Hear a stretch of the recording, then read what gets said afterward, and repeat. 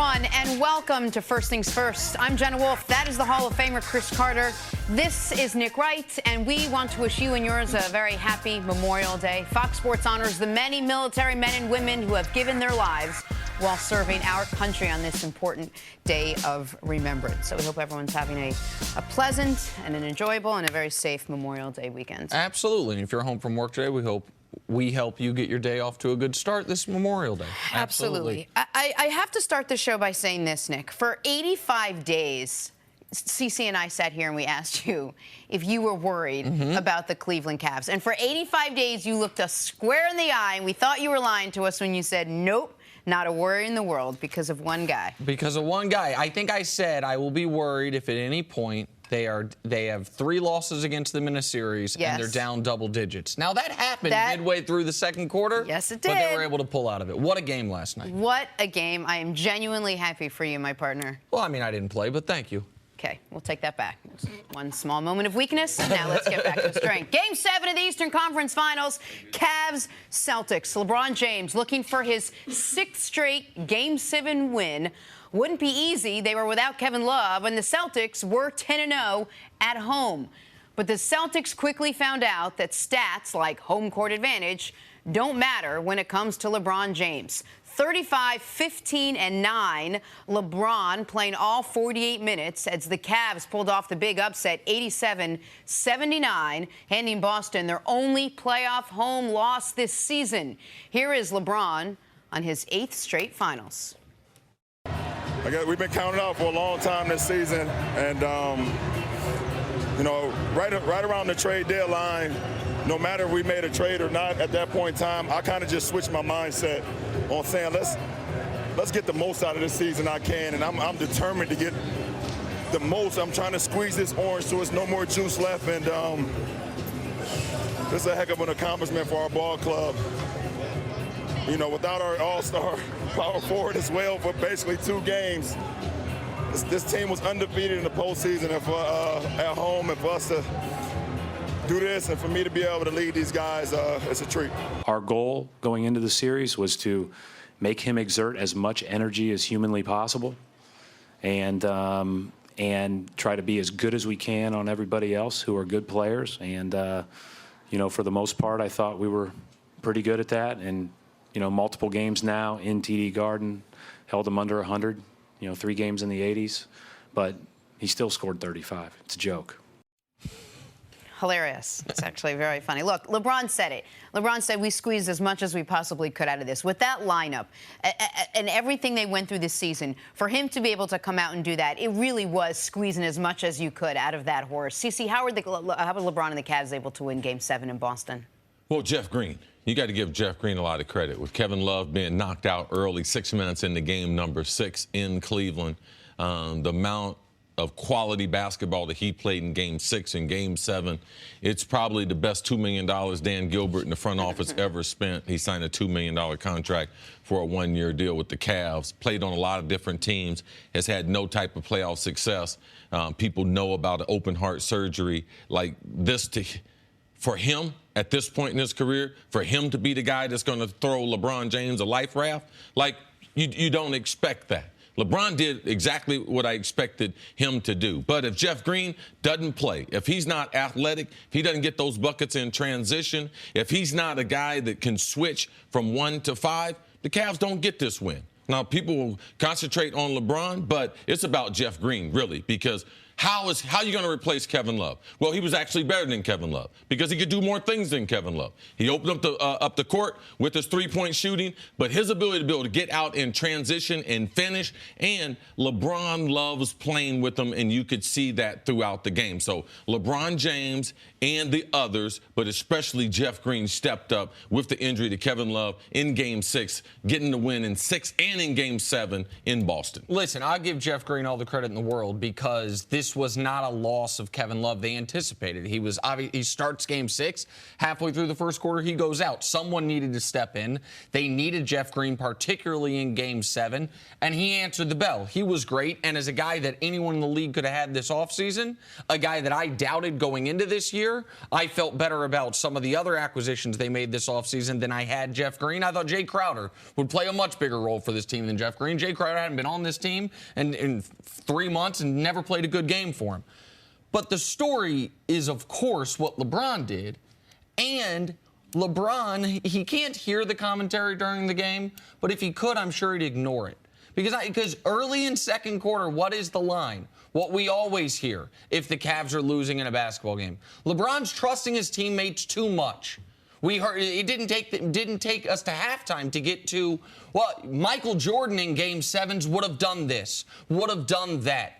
Acting as if LeBron James isn't the most accomplished Game 7 player we've ever seen in the league. LeBron continuing to trust his teammates despite the fact that they were 1 of 13 from 3 in the first half is what allowed J.R. Smith to make a couple key baskets in the second half. Corver make his 1 key basket. Jeff Green make a critical corner 3 when they were trying to finish the game off in the fourth quarter.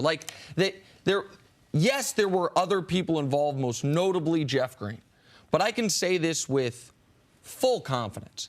LeBron's the only guy I've ever seen, and I would argue anyone's ever seen, that could have gotten this team, this collection of players, without Kevin Love the last 2 games to add to it, to this point of the season, where they are once again guaranteed to play in the final game that will be played in the 27-18 season. That's the story to me from last night. Was this CC LeBron's best game of the season, at least the postseason? This is the thing. When you have stakes as high as they are in a Game 7, you can pick out other games as far as stats that he could have been better at. Right. But there's no game that you can put the type of pressure. So you can't just look at the numbers and say, oh, what did he get? Well, he got 35, 15. But it's the pressure, and they got no subs. They got 5 points from their bench. Like when you get 35 and you're only scoring 87, that's like 50. A normal NBA game, you're scoring 100 to 112 points. And LeBron would have done it. If they had scored that many points, LeBron would have had 50. When you get 35 and you got 87, it speaks to the volume, the impact that you have on the game in this situation. So it's not a matter of numbers. It's when can you do it in the most critical time where it was. He didn't have any type of help. It's the most impressive. It's the only game that really counts.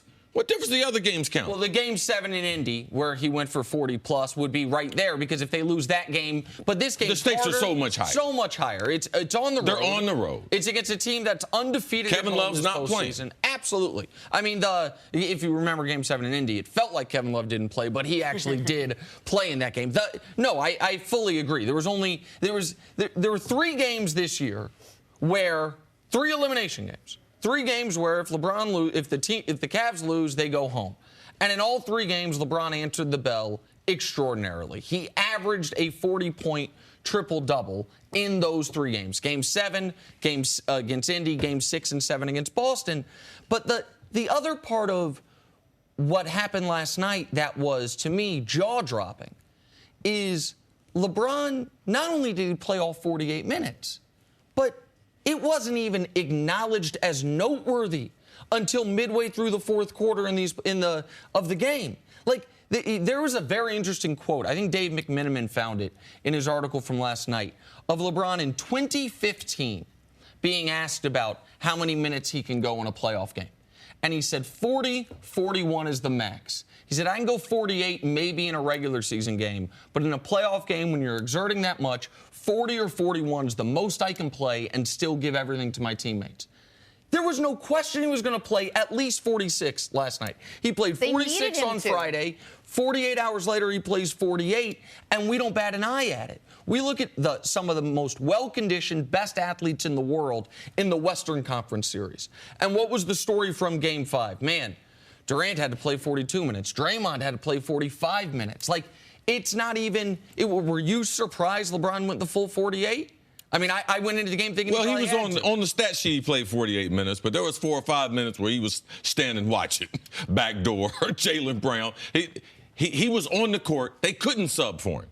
All right, they were going to play a short bench. They were shorthanded, but there were times on the court that LeBron James was relaxing on the court, especially on the defensive end. Sure, but you would agree that's not the same rest as sitting on the bench. Like when you're. But it's the truth, so I have to say it. Like you could see during the game, because he played 48 minutes, some of his defense and his attention span, it suffered. Like you could see that.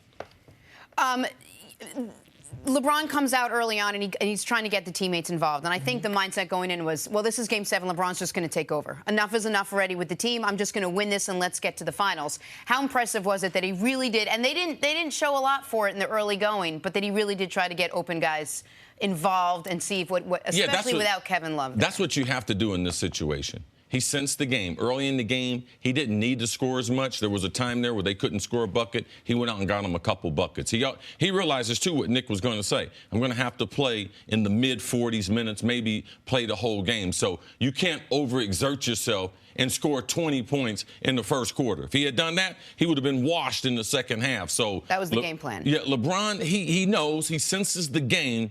He never makes up his mind, and it's hard as a great player, and that's one of the things you have to give LeBron for compared to Kobe or Jordan or those other people who are assassins on offense. He never makes up his mind that he's going to just start scoring or start deferring to his teammate. He senses what the game needs, and then he goes about trying to deliver. I think you alluded to a point there that's a critical one, and I think you can see this now the more you watch LeBron in the playoffs. I think he has almost a counter in his brain about how many times can I drive to the basket all out throughout this game? How many times can I go for the chase down block? And we have seen games where he uses up almost an irrational amount early and then is gassed late because he's playing so many minutes. The ability to play at a high level while saving something for that fourth quarter push is what we saw him do last night, up to and including the final relevant play of the game where he blows past Marcus Morris for the and one layup on what could have been a flagrant foul. Like, it was, to have that type of energy at that moment was remarkable. All right, well, that concludes the LeBron portion of our program. Tune in tomorrow. We might mention him again. Coming up, can the Houston Rockets pull off the upset in Game 7? Another Game 7 next on First Things First. At Buffalo Wild Wings, we'll admit that we often go overboard with our limited time offerings. We just can't help ourselves. Take our new signature sampler. For $15, you get wings and 3 shareable options, like fried pickles or cheese curds. Then there's our aptly named over-the-top nachos, a literal mountain of crispy tortilla chips loaded with your choice of pulled pork or honey barbecue chicken, corn, jalapenos, and more. Then top it all off with our new platinum margarita. Go overboard with us today at Buffalo Wild Wings. Wings, beer, sports. Available for a limited time while supplies last. Please drink responsibly. Back to the show, Warriors and Rockets in a minute. But first, Champions League final, Gareth Bale with a brilliant bicycle kick. That was well done. This was a really fun game if people were watching it. And this is one of the best, listen, I'm not a soccer expert, but this is one of the best goals I've seen ever, last few years. Definitely with his non-dominant leg, amazing corner kick, puts it in the back of the goal. My daughter used to be a goalie, so I kind of love those angles of the goalie. Game 7, Celtics-Cavs. Marcus Smart finds a cutting Al Horford for the alley-oop over Kyle Korver. This was a big play at the start of the second half. It looked like the Cavs had taken some momentum going into the half. This was a big, start of the fourth quarter, I should say. It was a big play and a hell of a finish by Al Horford, who, when he got the ball in the paint, was dominant, fully dominant. All right, later in the game, watch it. Terry Rozier gets the steal, sees LeBron, tries to dunk on him. Not a good idea, would be my advice to him. You either got to try to dunk on him or try to finish with your left hand. Rozier doesn't have a left hand. Tried to finish, both of them from Ohio. Youngstown versus Akron. The Action City takes that one at the Apex. This was, you saw as soon as LeBron turned the ball over, trying to measure this out and seeing if he could get there. Yeah, he wasn't worried about the block. He was trying to make sure he shot the ball. The reason why he slowed up was to make sure he didn't throw it to Al Horford because they had him on 2-on-1. Absolutely. Take away the alley-oop. All right, and if the Celtics won, this would have been the play of the game. Jason Tatum over LeBron. He didn't stop that one. And then a little mean mug after. This was a sequence that could have changed the game. Celtics were down 4. It was a Tatum dunk right in LeBron's face. Ooh. And then the next play, Tatum hit a step-back 3 to give Boston a 1-point lead. The Cavs ended up going on a run after that, but this was an amazing play. Boston fans might be crying today, but when you stop crying, man, let me tell you, the sun is up. This kid is a star. For real. They got a problem of riches. They got too many good players. Yeah, man. Not to be outdone, the Western Conference Finals also granting us a Game 7 showdown. Rockets, Warriors going at it tonight. Winners advance to face the Cavaliers in the finals. How did we get here? Well, Warriors won Game 6, led by the second-half three-point shooting of the Splash Brothers. They will need them to be big again as this one shifts back to Houston now. Here is Warriors head coach Steve Kerr on his team's mindset. This is it. You know, this is the culmination of everything that's happened the last couple of weeks. So more nerve-wracking, but a lot of fun too. I think I played in 3 of them, if my memory serves me, and it's, you know, they're games that you remember, and they're fun to be part of. It's exciting. If someone told us we got the 7th game on our home court against Golden State, would you sign up for it? Yeah, we'd sign up right there. So we got what we want. Now it's up to us to go get it. And it'll be rocking, and H-Town will be fired up, and now it's up to us to knock them out. Look, this is what the Rockets have been preparing for all season. The guys they got, getting the Chris Paul, getting Tucker, getting these guys for a Game 7 against the Warriors, the one team they wanted to beat. They will have to do it without Chris Paul. Chris Paul is questionable for tonight with that hamstring injury. How does this affect the Rockets, and how do they work around it, Nick? Yeah, listen, Chris Paul might play. If he does play, he won't be anywhere close to 100%. So, what's the game plan got to be? What the game plan was the first half, and well, really the entirety of Game 6, just what they could only execute in the first half. You have to stay locked on defense and hit your threes. Like I hate to be too simplistic about it. That's true. But they've got it. They got to keep the Warriors under 110, ideally under 105, and they got to hit a minimum of 15 threes. They'd love to have the breakout three-point performance they haven't had yet this series, where they hit 18, 19, 20 threes. Like, can they do it without Chris Paul? They were halfway home to doing it in Game 6 before they played their worst half of the season, only scoring 25 points in the second half. So, yeah, they can. I understand why they're underdogs even though they're at home, because CP3 is not there and because the Splash Brothers woke up in Game 6. But can they do it 100%? Yeah, I have to go back to what the coach said, because I also heard Harden say that in a press conference as far as he talked about being in the Bahamas, him and Chris Paul and potentially some of the other players. And if you would have told them then, man, okay, we have a Game 7 in Houston, we would take it. Well, not necessarily. You wouldn't have Chris Paul doubtful for the game. So regardless of what they're trying to say, this is not the scenario they would have came up with. Because Chris Paul, this is the story of his NBA career. They wouldn't have included that in the plot. All right? Chris Paul would have been healthy. So they're trying to make the best of a situation. Chris Paul is a superstar. Let's not forget that. Yeah, it's a Game 7. So role players, the pressure's on everyone. You think the role players at Golden State are going to feel more comfortable going on the road? Game 7 pressure is real. We saw that last night in the Cavs game. It leads to poor shooting. So can Houston win? Yes, but this is not the scenario that they wanted this summer when they had Chris Paul, that his career would be a lot similar to the rest of his career. No, it would be able to have their backcourt to be healthy, to be able to counter the firepower that they have for Golden State. So how are they going to do it?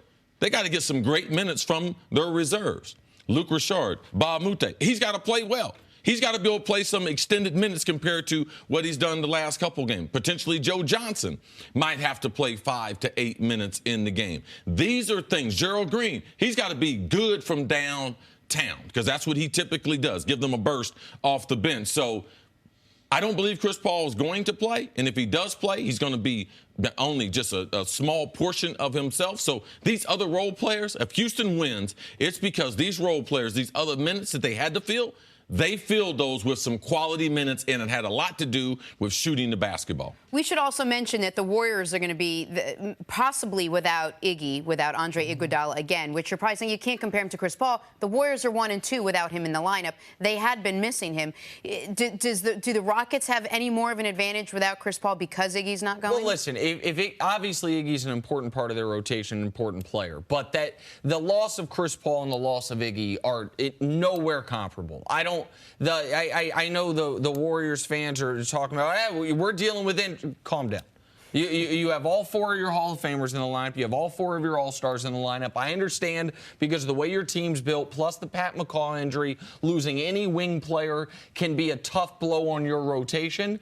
But you saw what this team looks like when they're hitting their shots in Game 6 without Andre Iguodala. The loss of Chris Paul is exponentially bigger than the loss of Andre Iguodala. But Chris is right. Like, this is a big Gerald Green game. A guy that any team in the league could have had because they trust him more than Luke Richard. Because Luke Richard, ever since he hurt his shoulder, can't hit a shot. They're not even guarding him when he's out there. So, the loss of Iggy's one thing. The loss of Chris Paul is something entirely different. All right, we're going to take a break. Coming up was last night the best game of LeBron's career. That's next on First Things First. Welcome back to First Things First. We're going viral. Check out J.R. Smith and teammates with the Eastern Conference trophy after the game last night. JR apparently got his hands on it earlier. Here he is swiping the trophy after the presentation because why not? Because it's there. Because he could. What's the tweet say? Like it's a complimentary bottle of Hennessy? Man, JR doesn't much matter how well he played, how poorly he played. If they, as Cece would put it, if they get on the winning bus, man, he's going to enjoy his evening. Man, JR, he's... Say it. Tell us. Say it. Man, he's been awful. We shouldn't even let him hold the trophy. Man, he... In the 3 games in Boston, JR hit 6 shots. My man. But he's still doing the spin move with that trophy. Enjoying life. Hey, he's on the team till he isn't. There's a great side-by-side picture of those 3 guys celebrating and LeBron with ice packs over every inch of his legs. Yeah, because those guys are playing with him. He's going to need it. Exactly right. Exactly right. All right, time for some stories to start your morning. Des Bryant is still looking for a team to play football on this season. If anyone's wondering, he has an idea. He commented on an Instagram post that he would want to go to the 49ers. That has since been deleted. Own it, Des.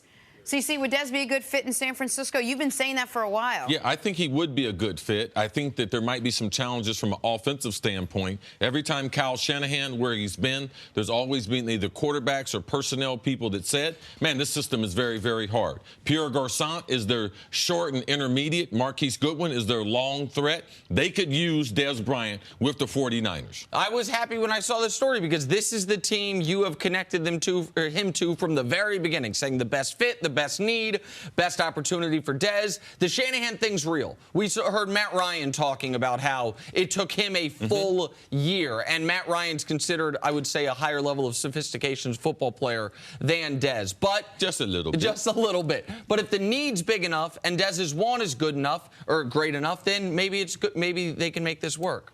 All right, let's get back to the NBA now. Game 6 of the Western Conference Finals wasn't nearly as competitive as the 2 previous 2. The Warriors ran away with it in the second half, winning 116-86.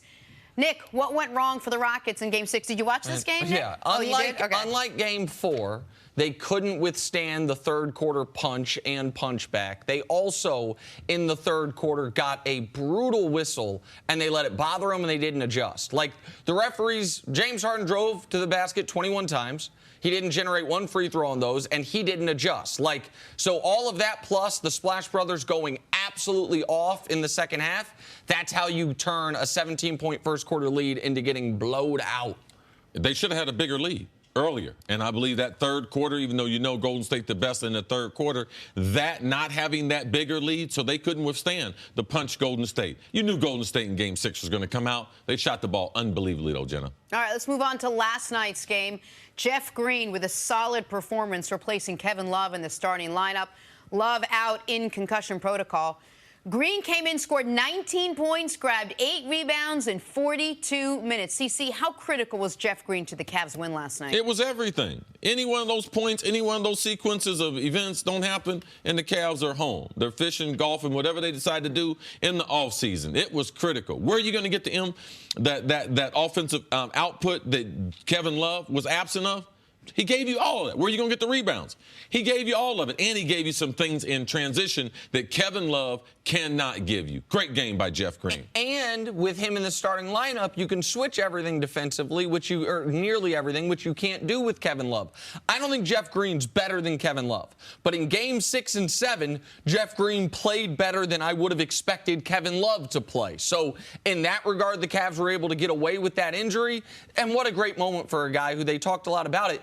His basketball career was over, it looked like, when he had open heart surgery a few years ago. Now he gets to go to his first NBA Finals. All right, finally, the future is bright for Boston rookie sensation Jason Tatum. He led all Celtics in scoring with 24 points, scoring more than 20 points in 10 playoff games. First rookie to do that since a guy named Kareem. I'm going to look him up after the show.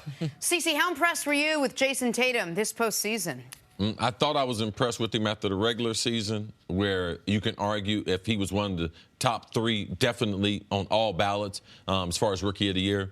Was really impressed that first round of the playoffs, because you could see that his shooting and scoring ability was amazing. He got better than the regular season. The first round, he got better in round 2 and in Eastern Conference Finals. So impressed how when the stakes went higher, he got better. And he showed you some portions of his game that we didn't see during the regular season. Now, he's got to work a little bit on his defense, got to get his body a little bit stronger. But 2 years ago, this kid was playing high school basketball. Yep. I mean, he was trying to get ready for the state high school tournament. So very impressive. Looking forward to watching more basketball. Jason Tatum. If you're a fan of basketball, because he does a lot of things fundamentally right, you have to be a fan of Tatum. Man, when he puts on about 15 more pounds, he's going to be even more of a problem, because the only weakness I can see with him right now, aside from regular some rookie inconsistencies, is he can get back down. He's going to be playing bigger guys out on the wing. You saw LeBron take advantage of that. Other guys will be able to as well. But every rookie, that's the smallest they'll ever be. Like, he will get bigger. Look at how thin Anthony Davis was to how bulky he is now. Here's the complete list of rookies to score more points in the playoffs than Jason Tatum. Kareem Abdul-Jabbar, and that's it. And that's by 1 point. He was one made basket away from scoring more points in this postseason than any rookie ever. He played the second most minutes of any rookie ever. He's scored more playoff points than any under 21-year-old ever. Like, to do this where you have to be the guy because of injuries to your team, and to do it repeatedly round after round, it is now a real discussion.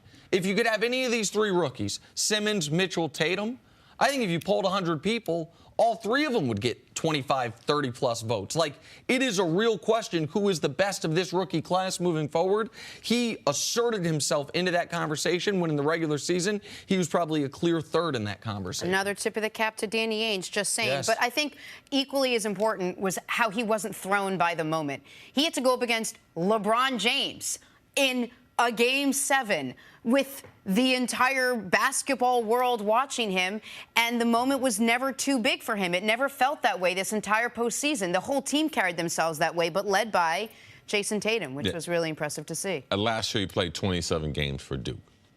This year, last night, I think it was the 99th game, 98th game last night. Like, very impressive. So I wasn't shocked that he played that well last night, because I've seen him play all during the season. I've seen him play in the playoffs, and he continued that last night. And, Jenny, you mentioned a good point, and that's the pressure, the stakes. What other rookie? Because we saw Ben Simmons first round of the playoffs against Miami, swear up and down. Nick was like, oh, my God, it's Magic Johnson. All right, this guy right here. Second round, not so much Magic. What was they called? Tragic Johnson. Tragic Johnson. Yes, all right. Something Simmons, whatever type of word you want to put on it before that, his game didn't keep rising because he's got holes in his game. The number 1 pick, Markelle Fultz, didn't see him in the playoffs, but mop-up time. So when you're looking at Tatum being the number 3 pick, Ainge getting the player that they wanted, when they had the number 1 selection, getting him at number 3, and seeing the overall results, you can be nothing but pleased in Tatum. And when you're talking about the Celtics' future, I understand, the future's so bright, so bright. The reason it's so bright more than anything else, more than Kyrie coming back, more than Hayward coming back, more than the draft capital, is Jason Tatum. You want to win an NBA championship, there's one rule that 95% of champions have applied to, or it's applied to them. You got to have a top 5 player in the league. As good as Kyrie is, he's never been a top 5 player. I don't know if he ever will be. I know Hayward won't be. This kid has a chance to be. Yeah, I think it's the totality of it all, though. Him, Jaylen Brown, Rozier. Oh, of course. And we know how good Gordon Hayward is, and if you're going into a series, you're going to need Kyrie.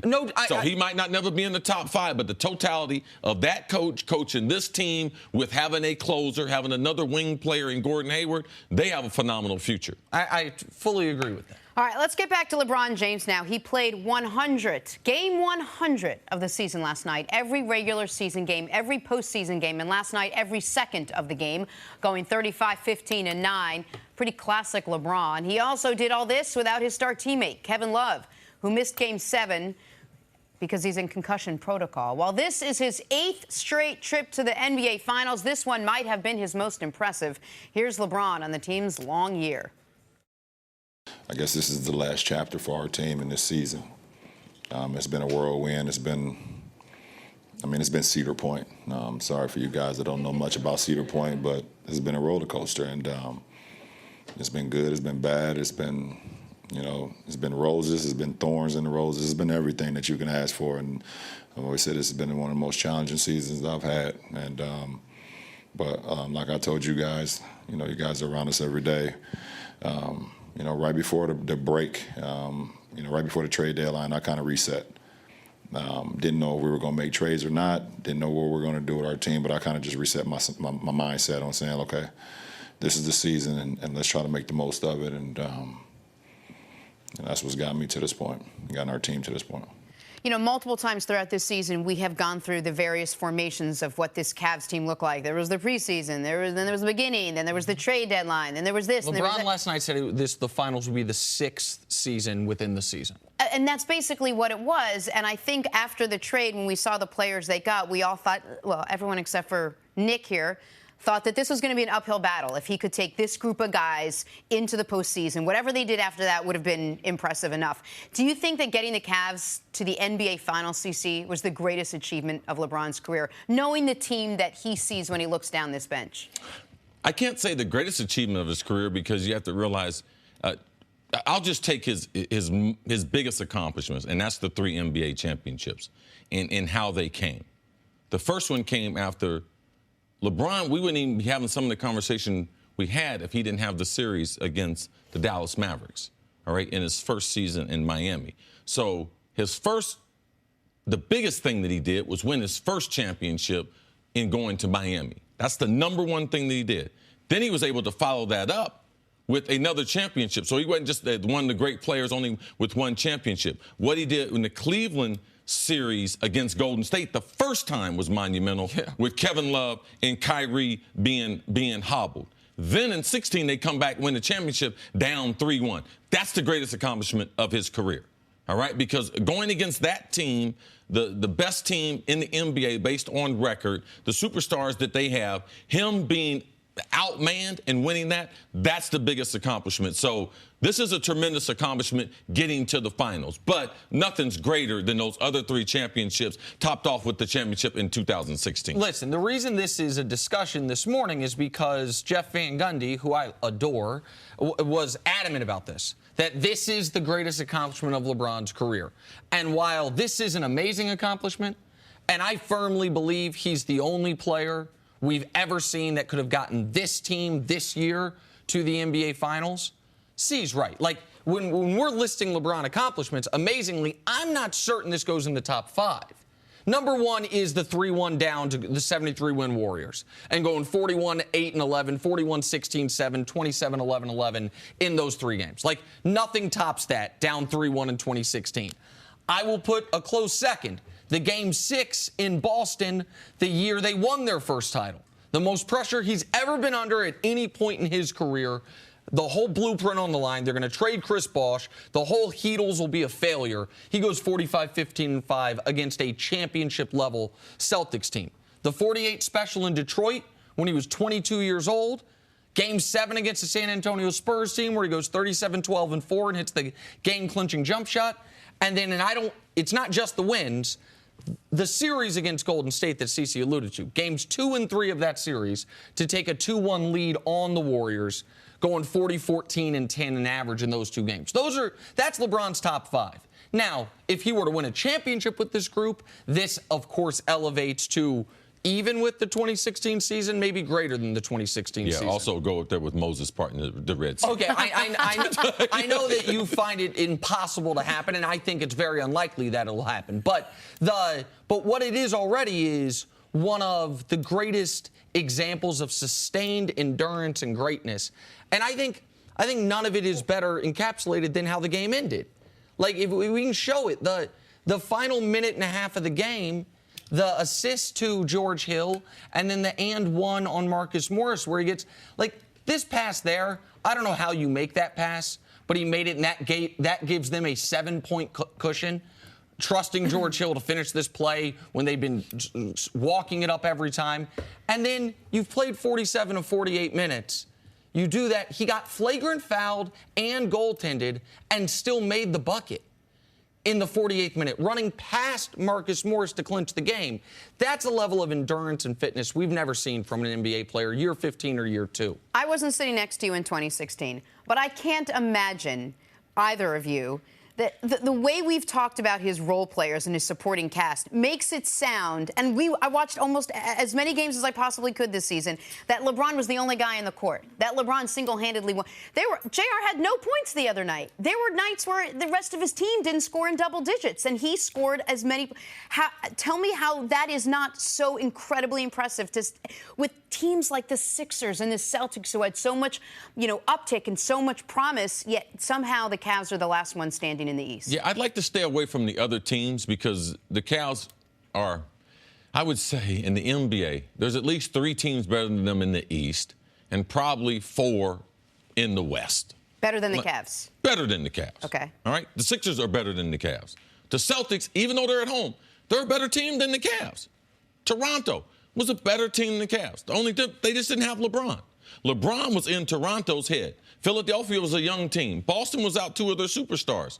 All right? So this team, LeBron's taken to the finals. I mean, I couldn't dream of a scenario that he could get this team to the finals. I didn't think he would be able to get through Boston, through Philadelphia, and potentially Toronto. So it's hard to imagine a superstar playing with worse talent. Well, and to answer your question, Jenna, the reason that 2016, I think in most people's eyes, with respect to Van Gundy, trumps this, is who they were playing. Yeah. They were playing the greatest team ever with a unanimous MVP down 3-1 in the finals that no one has ever overcome before.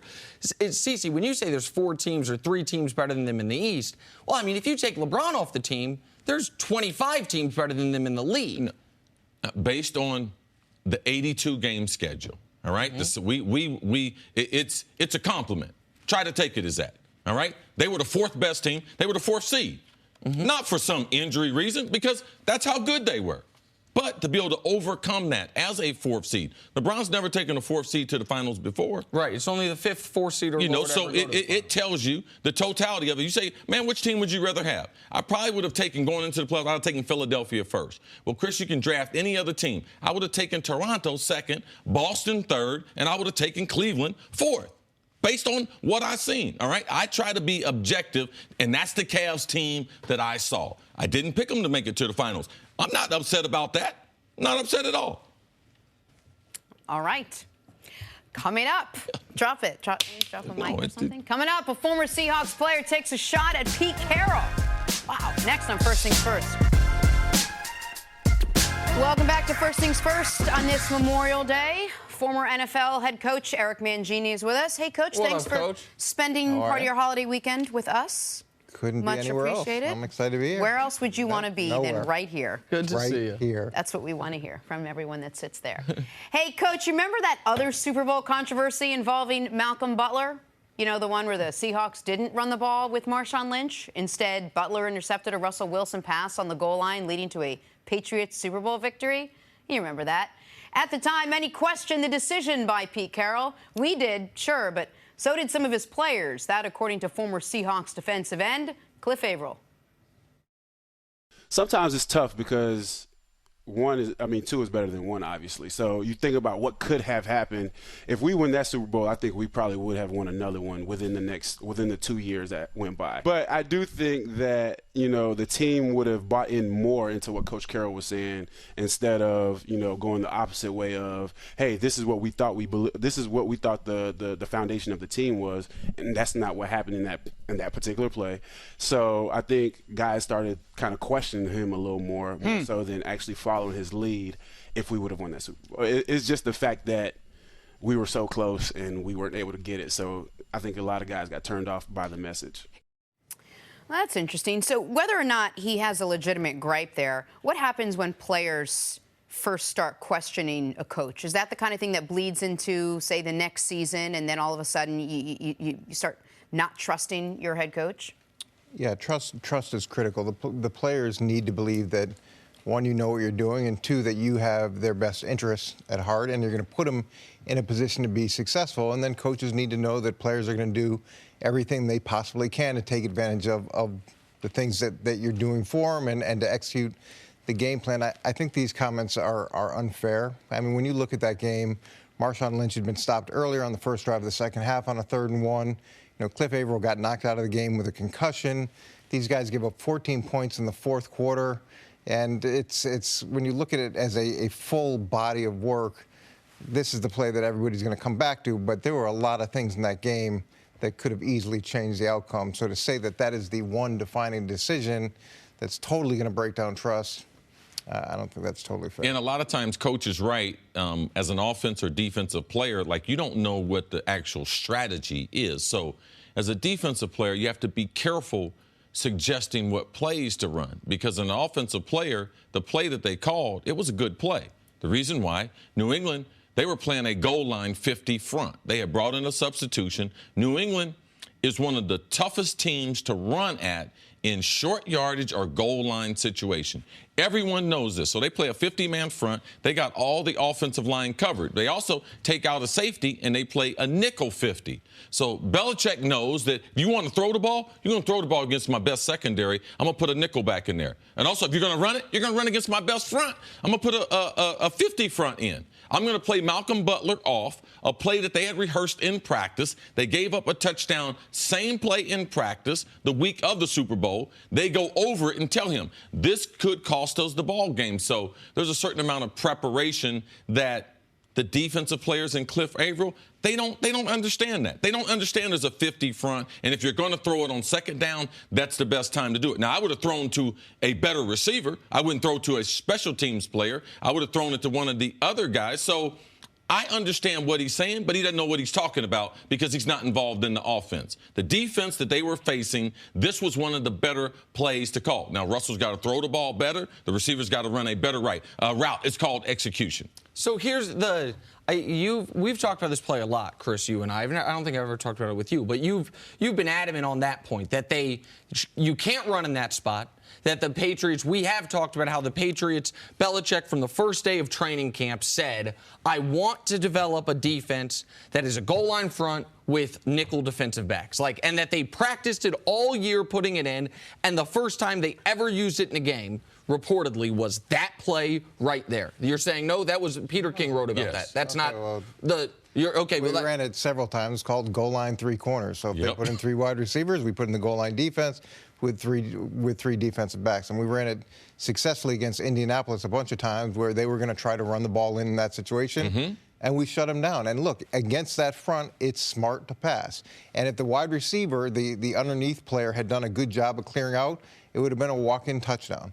And to to do it in that situation was the smartest situation because it allows them to save the tight end or the timeout for third down. So now you can either run the ball on third down or fourth down as opposed to having to take the timeout after that play. Yeah, they had a slot receiver to that side. He gets jammed, so they were going to run a pick right play. Here, you can see him get jammed Browner up. jams him. So Butler is able to get a beeline on the ball compared to getting a rub. So Browner makes an outstanding play because he's prepared. He knows they're going to set a pick and not going to let the guy off. So you have to give people credit when they make amazing plays or adjustments. The point that I was leading to, even though evidently I erroneously believed a legendary Peter King story, which my apologies. I tell him this all the time. What? Even some of the people that have a dependable reputation, you have to watch some of the information because I saw your eyes blink. I knew that wasn't the first time. Well, no, as soon as I saw your face, 500th time. Okay, fair enough. But the point that I'm trying to make that was leading to is it's almost irrelevant if, like, because the problem in the locker room was the belief that they ran that play because they wanted Russell Wilson to have the glory rather than Marshawn Lynch. Like, that was what they had the meeting in Hawaii about. That was what a lot of the players believed. And what I took away from the Cliff Avril thing is, even if none of that's true, even if it's the right play call, even if it just wasn't executed, even if there's no way to, in the heat of the moment, in the 20 seconds between a play, do the politics in your head of who do we want to have the glory in the Super Bowl, if enough players on the team believe it, it can cause problems for you as a coach. If enough players on the team believe it, it can be a fork in the road moment. Because I do agree with him on one point. If they win that Super Bowl, then I think the next year, Cam Chancellor gets his contract instead of holding out and missing 4 games where they start 2-2. Like, I think there's a butterfly effect if they're a 2-time Super Bowl champion and if they don't have the dissension in the locker room that keeps it makes it easier for Pete Carroll to keep it together. I'm like Coach Mangini. I don't believe you, Nick, because as a professional, when I get my assignment, defense coordinator, my position coach tells me my assignment, I ain't thinking, man, Pete Carroll, you know what I'm going to do? I'm going to go about 75% because he cost me a Super Bowl.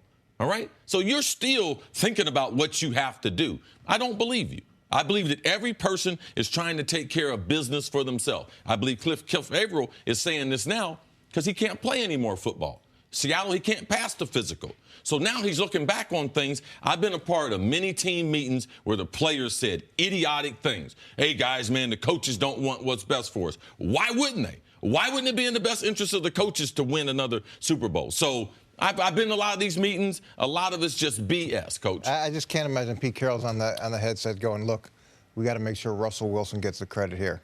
Let's design this play so that he scores. You just want to get the ball in the end zone, and you're going to the best play. I agree with you. I just want to be clear so you guys understand, the audience understands. I'm not saying I believe Pete Carroll's playing politics with the Super Bowl. I'm saying it is clear from all the reporting around it that many of the players on the team did. And the question is how much impact does that have on them moving forward? See, you're saying it's easy to make excuses. Like, it's easy to make. You know why we didn't win another Super Bowl? You know why I didn't win one? Because I didn't fucking win one. That's the reason why. We didn't play well enough. Like, we weren't good enough. The teams are on. In the critical situation, we didn't come up with the plays. That's why we didn't win. There's no excuses. And the conspiracy. Darryl Bevell. You know something, Darryl? We want Russ to be the hero. Really? In real time? Like, that's what we're going to do? Compared to, they faced a competent defense. They faced a genius on the defensive side. They won. Their players reacted in real time better. You know, stop making excuses. All right, let's take a break there. Coach, we'll see you a little bit later on in the show. Coming up, do the Rockets have a chance tonight if Chris Paul can't go? That's next on First Things First. Welcome back here to First Things First. We are now joined by NBA analyst Sarah Kustok. Good to see you, Sarah. Thank you guys for having me. I Enjoying these appreciate it. playoffs as much as we are enjoying these playoffs? Oh, I thought you were going to say as much as Nick. Oh, Nick is on After a whole last other night, level. I After felt last like it night. was, a it whole was going other to be level. fun to see him. But Sarah, yes. Sarah, my dad texted me at 5 o'clock this morning and said, "Is he in a good mood? Is he happy?" I didn't even ask him who he was talking about. An understatement. Yep, absolutely. All right, let's talk about the other series. The Western Conference Finals is coming down to a series deciding Game 7. That after the Warriors took out the Rockets in Game 6.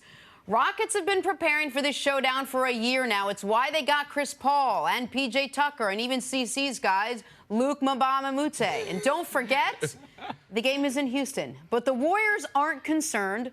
they're the defending champs, and Steve Kerr's never been worried about a thing a day in his life. Sarah, what do the Rockets need to do to win Game 7 against the Warriors tonight? How can they get Chris Paul healthy? To me is the big question. And I know he's questionable. I doubt that he'll play. Even if he does, he may be at 60, 70%. He changes the entire complexion of what this team can do. And I know the Golden State Warriors are a third-quarter team, but I think Game 6 showed us just how much Houston needs a guy like Chris Paul, his leadership, his ability to take over offensively, defensively in that second half. Well, and the problem for Game 6, though, also was that when Harden wasn't getting the calls and his shot stopped falling, they were only down 7 at the end of 3. And it was the fourth quarter that they got blown out of the building. They had no counterpunch. They had no answer to the Warriors' haymaker. But to me, that's where Chris Paul comes in. And that's what we've seen throughout the duration, especially in Game 4 and Game 5. He's the guy who comes in, takes over, settles down the offense. James Harden has struggled. I mean, this is a three-point shooting team in the Houston Rockets, and James Harden has struggled so mightily from the three-point line. So how much is on the line tonight for James Harden? I think a lot is on the line for James Harden, but to me, he has not really deviated from what we've expected of him. He's expected to be the regular season MVP. I think he had a tremendous season. He's had some big games for the Houston Rockets, but to me, he hasn't shown to be the elite level player that will take over in the postseason. And Chris Paul alleviated some of that pressure from him while he was playing. But to me, this is it. It's going to say a lot. And we heard James Harden say it. We heard Mike D'Antoni say it. We've got one game here in our building to go to the NBA Finals. Well, see if you can prove that that's worth it. Yeah, and we've seen the other superstars, either that being Durant for a short period of time, or we see what LeBron does when his players are absent.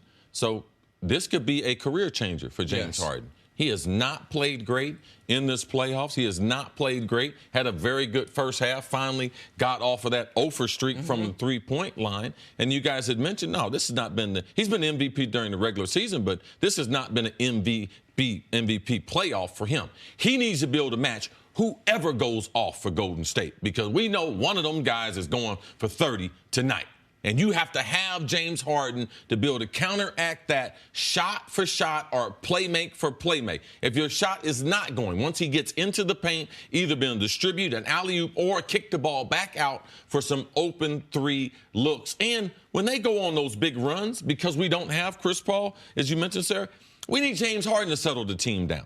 Chris Paul doesn't have to be on the court for Harden to be the calming influence on a team. When they go on these outstanding runs, you need someone to set, let's call a play. Let's touch the ball 5 times before we get a quick shot up, and we didn't see that in game number 6. Listen, Harden's been extraordinary in game 1s of each of these playoff series, triple-plus performances in all the game 1s, and about a B+ performance in the ensuing games. What does this mean for Harden? If they win this game tonight, he will have to have been brilliant. And if they win this game tonight, then Harden will be discussed in a way that, despite going to be the MVP this year, he is never discussed as possibly the second best player in the league. No. Like, set LeBron aside. We know that LeBron's the best player in the league. KD gets discussed as second best player. Some people say Steph. I heard some people at the end of the regular season saying, is it Anthony Davis? James Harden last year, people were asking, was it Russell Westbrook? Harden never gets considered in that air, even though he's going to win the MVP. If they win the game tonight and he's brilliant, people absolutely will look at him that way. Do you believe that, though? Do you believe, like, think about, and I know LeBron's on a whole nother level. We have expectations when the moment matters most that he's going to come through. I feel that way about Kevin Durant, about Steph Curry. Do you feel that way about James Harden? I don't. Right. I don't. Is that why? Do you think that's but I don't feel that way about Steph. I don't feel that way about Steph, and I'm unsure about the only guy that I know in a big game is going to show up is LeBron. KD, I know, is going to be able to get his shots. Like, there's no question about it. Steph has hot and cold games in the playoffs. We've seen that repeatedly. Anthony Davis was building towards that. He just hasn't played enough big playoff games. Those other guys got championships, though. We saw Durant do it in the face of LeBron James last year. We have seen Steph over the last 4 years be able to perform, not necessarily to the regular season success, but he performed superstar level in the playoffs. So We haven't seen Harden, and we don't have the expectation. We don't have the expectation for Harden that we have on those other players. And when he doesn't play well, he doesn't get the criticism. I don't see Steph going 0 for 22 and us not being after his head. Durant, if he was 0 for 22, imagine the criticism that would have gone with that. Don't you think we would have been if they hadn't won those 2 games? I think the only reason that Harden got something of a pass on that 0 for 22 stretch is when he was 0 for 20 from the midway point of Game 4 and the entirety of Game 5, and they won those 2 games. Otherwise, I think people would have been after him. How long were we talking about Steph being hurt, though? If he was hurt, like when he was missing shots, the big question and dialogue was, oh, is he still hurt? He's not playing. With James Harden, we never point to anything like that. I just think, and to your point about them having a championship, their mentality is entirely different. And I think for Steve Kerr, for these guys trying to navigate how to maintain their level of greatness and still chasing where they want to get to, and I think that's why tonight they're going to flip the switch of knowing exactly what they need to do to get to the point they want to. And you have to realize the totality of the situation.